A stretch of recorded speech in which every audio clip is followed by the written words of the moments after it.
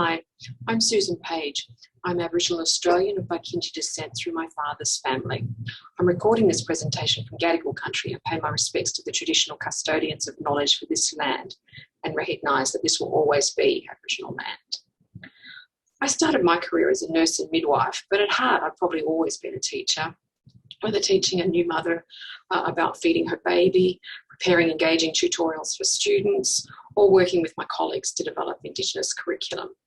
The transformative possibilities of teaching have been the common thread of my career. Our Neville Bonner Award was based on our Indigenous graduate attribute work at UTS.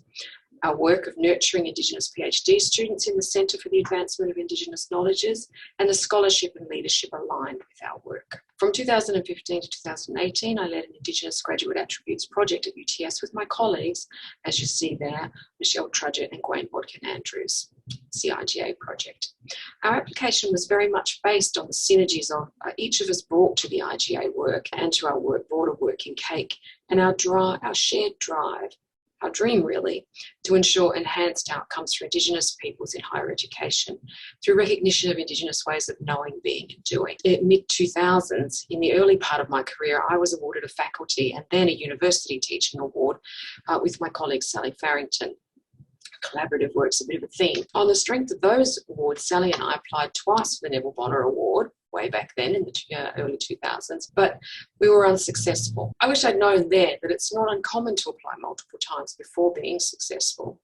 Each time you apply, you have more evidence and likely a more mature set of activities. Much more recently, a colleague from UTS's Learning and Teaching Centre, the Institute for Media and Learning, first encouraged us to apply for the 2018 Neville Bonner Award and then really championed our application. We could not have completed the application without her or the generous people who wrote for us and appreciated our work. Here are just some sort of brief examples of the kind of work we did. So through the Indigenous Graduate Attribute Project, one of the many things we did was developed a fully online Indigenous Studies subject, which not only quickly grew from having just under 40 students enrolled to begin with to enrolling over 500 students twice a year. We also got very strong student evaluations. Our application was also based on advancing knowledges in postgraduate research student development. So that just meant that we developed a suite of activities to build the confidence of our growing cohort of Indigenous and non-Indigenous HDR students, including inviting leading Indigenous scholars to seminars, supporting conference presentations, and most popular, writing retreats. We really value scholarship in our learning and teaching work,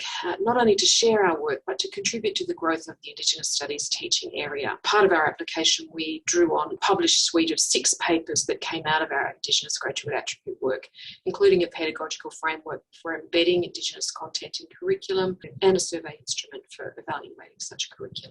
That's a very brief glimpse. There's a lot of activities in between those 3 points. I remember some years ago encouraging an Indigenous colleague to apply for an award, and it was clear that they were really reluctant to put themselves forward. They didn't want a big note. Applying for an award though for me is not really about big noting or standing out. It's about recognising the outstanding work that Indigenous teachers and scholars do, sometimes in really difficult circumstances. And it's about the work that we do to open up, not just accommodate Indigenous epistemologies in the curriculum and in our institutions as a whole. That deserves an award. I would really encourage Indigenous scholars and professional staff in teams to apply for the Neville Bonner or other awards. We bring critical perspectives to our work, which are often not well understood. An award helps to raise consciousness about the value, creativity, and the rigour of the work that we do, and benefits those who come along behind us. Thank you.